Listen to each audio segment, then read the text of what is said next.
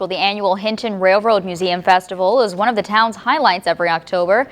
However, the museum committee has decided to postpone the festival until next year. Newswatch reporter Jake Alexis caught up with Hinton Railroad Museum volunteer Pat Haniff and Hinton Mayor Joe Blankenship as they explained the decision.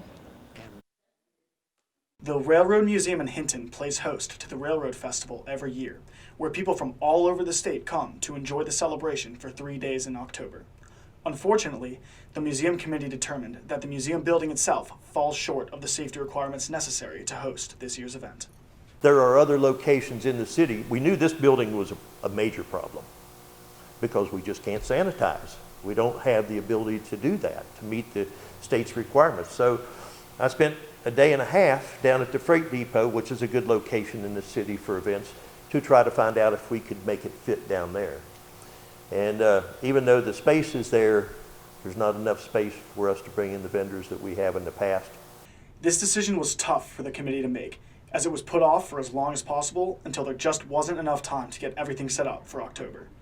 The potential hit to the economy isn't lost on those involved. It'll be a great economic impact to our community. As I said, mainly clubs, organizations, give scholarships to kids within our school system and so forth. As is the case with so many other events in 2020, the threat of COVID-19 was what doomed this year's Railroad Day.